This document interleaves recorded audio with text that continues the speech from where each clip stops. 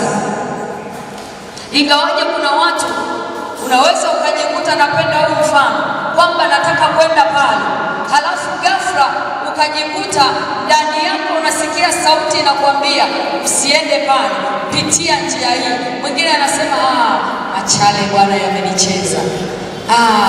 Yani wewe acha tu, nimesikia kitu kimeniambia nisipite huko. Hapana, huyo ni Roho Mtakatifu. Haleluya, watu wa Mungu. Anasema, anakushauri, mwanangu usiende kwenye hiyo njia, mwanangu usiolewe na huyo mwanaume, saa hiyo ndio umependa, umekufa, umeoza. Yani ushauriki, ngoja sasa uende, cha moto unakikuta. Lakini ukirudi taratibu, ukianza kuna siku kweli moyo wangu ulikuwa hutaki, yani nilikuwa nasikia kizuizi kumkubalia huyo kaka. Hebu ona sasa, umemkubalia, kakutelekeza, kakuachia maumivu. Mungu anautaka huo moyo akushauri, ushaurike. Haleluya, haleluya. Hebu twende pia tukaone Mithali 25. Mithali 23 mstari wa 26. Biblia inasema, mwanangu nipe moyo wako, macho yako yapendezwe na njia zangu. Ukimpa Mungu moyo wako, utapendezwa na njia zake. Mwanangu nipe moyo wako. Hivi tuna moyo wa kumpa Mungu mpaka hapa?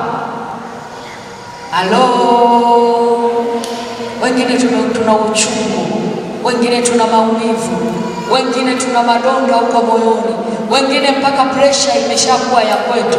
Yani ugonjwa wangu Bwana, fuatilia umeupataje? Mapito uliyoyarundika hapa. Hatuna sababu ya kurundika vitu kwenye moyo, tuna sababu ya kulishika neno moyoni. Haleluya. Biblia inasema nini? Moyoni mwangu nimeliweka neno lako ili nisikutende dhambi. Lakini angalia, moyoni mwako umeweka nini?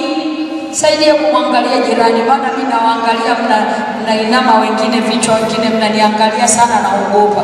Hebu mwangalie jirani yako, muulize, hivi huku umeweka nini jirani yako? Mungu anataka huo moyo. Haleluya. Ili tumpatie huo moyo, halafu aufinyake, autengeneze, au karabati, ukae kama anavyotaka, utashangaa baraka za Mungu. Nilikuwa naongea siku moja na kijana mmoja, nikamwambia, sasa mwanangu, kwa ujeuri ulionao, halafu unataka eti mtu akupe biashara ukafanya. Biashara gani utafanya? Kwa sababu biashara inaenda na mtu. Moyo uliochangamka ni dawa. Sasa unaenda kuuza vitu, nauza nyanya, yani hazitanunulika, halafu utarudi utasema wanga tu ule mtaa. Hakuna wanga, wanga wako hapa. Haleluya. Wewe nenda kafuatilia mtu anayeuza biashara yake amechangamka Bwana, yani kila kitu kwake kimechangamka. Unaenda unamkuta na mtu hodi, mama temu, dada, kwani tumegombana? Sasa zingine nakuletea tu habari njema, karibu ingia, mlango uko wazi. Huko anaangalia sema, yani ungejua nimemtuma malaika huyu aje akuletea habari njema. Kamuuliza Ibrahimu, alikuwa amekaa chini ya mretemu, ghafla malaika unapita kwa mbali. Alipowaona wale malaika akasema, hawa lazima wapite nyumbani kwangu. Akasimama akawakaribisha kwa kila lugha iliyo nzuri. Sara ni sasa ana mtoto, wanamwambia Ibrahimu, sikia, kwa ukarimu huu, kwa moyo wako ulivyo mweupe, majira kama haya mwakani mke wako anaenda kupokea mtoto. Haleluya. Lakini haikuishia hapo. Malaika walipomaliza ile kazi, wakaenda kule ambako Sodoma na Gomora alipokuwa ndugu yake Lutu, wakamsaidia na Lutu naye hakuangamia pamoja na wenye dhambi. Moyo. Haleluya. Moyo. Mwambie jirani yako moyo. Amen. Moyo. Na ndio maana nimesema na mwanzo, mchawi wa kwanza yuko ndani ya moyo. Bwana Yesu asifiwe. Na Biblia imesema nini? Msiache mwanamke mchawi akaishi. Mimi ninafikiri ndio tunashikilia vitu sana, na ndio maana tunaambiwa mwanamke mchawi. Kwa nini isiseme mwanaume mchawi? Kwani wanaume sio wachawi? Wachawi si ndio? Lakini inawezekana wenzetu wana neema ya kuachilia, wana neema ya kusamehe, ila mwanamke akikushikilia, aliye na moyo wako ndiye anayeongoza maisha yako. Aliye na moyo wako ndiye anayeongoza maisha yako. Wewe fikiri nani uliyempa moyo wako? Mungu anasema nipe moyo wako, macho yako yapendezwe na njia zangu. Nani umempa moyo? Kama umempa moyo mwanaume, ndiye anayeongoza maisha yako. Angalia anavyokuburuza, akichelewa kurudi kifua kimepanda hapa. Yaani huyu ndio anayeongoza maisha yako. Kama umempa moyo rafiki yako, siku akikukwaza ndio utajua nani anaongoza hayo maisha. Kama umempa moyo mchumba wako, nakwambia ukipiga simu akichelewa kupokea ni ishu, moyo unapata maumivu. Ukimkuta kasimama na mdada mwingine ni ishu. Kwa nini? Nimempa moyo. Nani uliyempa moyo? Inawezekana ni biashara ndio umeipa moyo. Yaani mtu aguse kila kitu lakini sio biashara. Akigusa biashara yako ameugusa moyo, kulali, usinzii. Yaani kila kitu ni biashara. Biblia imesema linda moyo kuliko vitu vingine vyote. Haleluya. Kwa sababu ukiulinda ukakaa sawa, Mungu anaachilia neema ya kukubadilisha, ya kukufanikisha. Aliye na moyo wako ndiye anayeongoza maisha yako. Lakini tunaweza tukasema hivi, yule uliyemweka moyoni, yule uliyemkasirikia ndiye anayeongoza maisha yako. Kwa sababu kuna saa haulali bila kumwaza. Yaani yule mtu, yule mama ndio alinizima na mtaji wangu. Yaani yule mama ndiye alitembea na mume wangu, ndio aliniibia na mchumba wangu. Yaani yule mama ndio alinifanyia 1, 2, 3. Huyo ndio anaongoza maisha yako. Maisha yako yanaongozwa na nani? Hebu tusome kitabu cha Mathayo, tuone hiki ninachokisema hapa. Mathayo mlango wa 6 mstari wa 20 mpaka wa 21. Inasema, bali jiwekeeni hazina mbinguni. Tuanzie wa 19 ili tupate kitu kamili.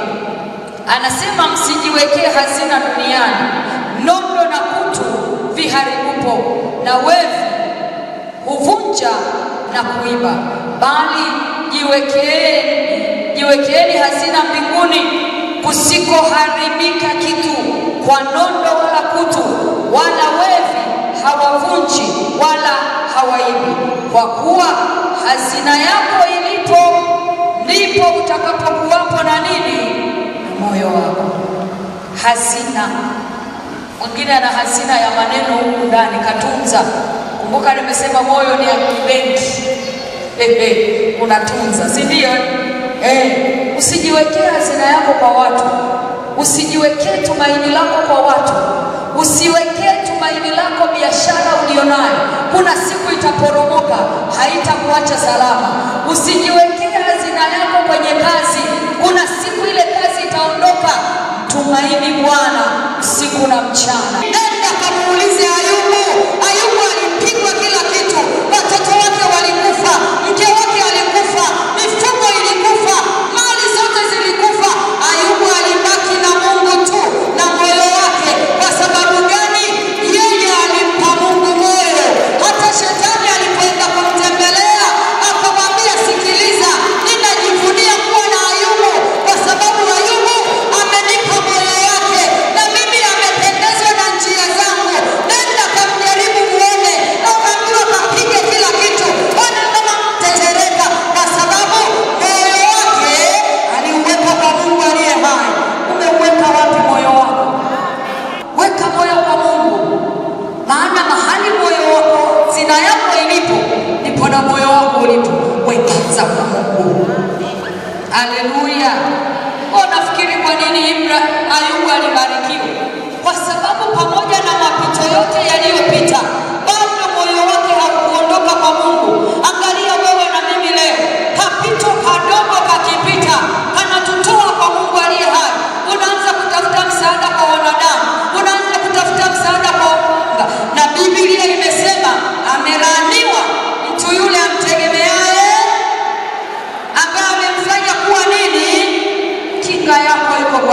mwenyewe. Kinga yako ni Mungu peke yake. Hata vitu vyote vikimalizika, bado yeye hatakuacha. Moyo wako ukimtumaini yeye, vyote vikimalizika atakurudishia maradufu. Hayuko kila kitu kinapigwa. Marafiki wanakuja wanamwambia, wewe kwa nini usimkufuru tu Mungu ukafe? Anaambia, hamjajua maisha yangu bila Mungu ni sifuri. Inafika mahali Mungu akampa mara mbili. Wewe angalia kamtaji tukadagaa kakianguka. Mtaji wa vitumbua ukiporomoka ulali. Unauangalia mtaji baada ya kumwangalia mtoa mtaji. Jambo lingine linaloweza kufanya moyo wa mwanadamu ukabeba vitu vya kufisha ama ukashindwa kufanya kazi, ukashindwa kuamua mambo sawa sawa. Moyo una uwezo wa kufungwa na kukazwa kwa maneno au sadaka. Yaani hapa leo tunaweza tukaongea, tukahubiri, tukafundishana habari ya moyo hata mwezi, lakini utamshangaa mtu moyoni mwake wala hashtuki. Hata akishtuka ni kwa dakika chache, atajifanya kulia na vimachozi hapa, kesho mambo ni yale yale. Nini maana? Tunagundua huyu mtu moyo wake umefungwa na kukazwa kwa maneno au sadaka. Fungua na mimi Zaburi ya 17. Zaburi ya 17 na ule mstari wa 10. Biblia imesema, wameukaza moyo wako, kwa vinywa vyao hutoa majivuno. Wameukaza moyo wako, kwa vinywa vyao hutoa majivuno. Wanaukazaje moyo? Wanaufunga na kuukaza kwa maneno yepi? Yale yaliyopata nafasi kuingia ndani yako na kupata nafasi ya kutunzwa na kupata nafasi ya kuhifadhiwa, yanaukaza moyo, unakuwa mgumu. Wewe mwachilie mama Temu, achana naye kwanza. Mzee, wewe mzee gani? Hujui tu. Kwani kama ukimshikilia, mbona mambo yako ndo hayaendi? Wewe bwana, siwezi. Atajisikia sana huyu mama. Mimi nakwambia simwachilii. Moyo umekazwa kwa maneno, na kuna saa wengine wanaenda mpaka kwa wachawi, wanaufanyia ibada moyo wako, wanaukaza.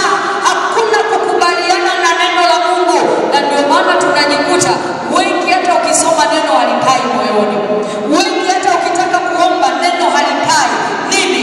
Moyo una uwezo wa kufungwa, ukakazwa kwa kamba za mauti na kuzimu. Unajua, mtu akitamka tunamfunga huyu mtu asifanikiwe, baraka zinatoka wapi? Moyoni. Ndio maana Biblia inasema, linda moyo wako kuliko vyote ulindavyo, kwa sababu ndiko zinapotoka chemchemi za nini? Za uzima. Na wachawi hawanaga mchezo, wanaufunga moyo wa mwanadamu, wanaufunga moyo wa mwanamke, kwamba tunamfunga huyu mtu. Hawana shida ya kufunga sehemu nyingine, wanafunga penye chemchemi ya uzima.